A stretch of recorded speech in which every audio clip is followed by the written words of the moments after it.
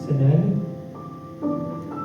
ar gali bent trumpam sugrįžti su tuo pačiu protu ir siela, su kuriais išėjai, parpėdinti atgal per girgždantį švarų sniegą, pavyzdžiui, ten, kur kartu ėdžias stirnoms kimšdavom šieną.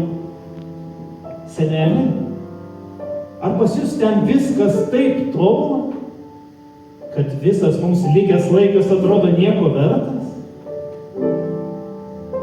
Bet net ir žvaigždės kartais krenta į žemę.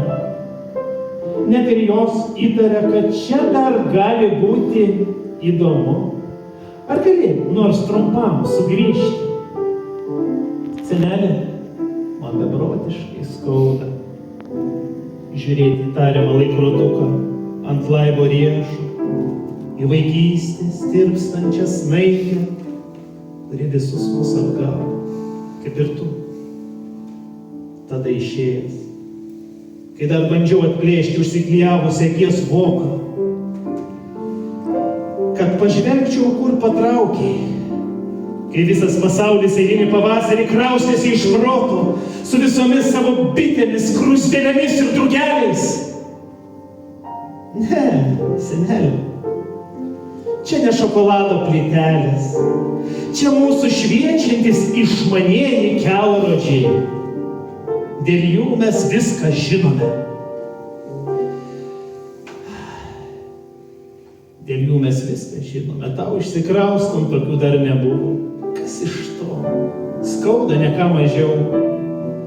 O pas mus nėra to, ką turite jūs tenai, amžinybėje. Vis vien, sugrįžk bent trumpam čia pas mus. Čia pas mus ne taip ir nuobodu. Ne, seneli, čia ne aviliai, čia paštumatai.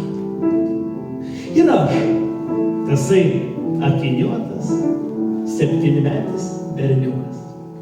Tas pats, trypčiojantis nuo vienos ant kitos kojos, laukiantis paryčiais, kol dar miega visi kurjeriai. Ačiū.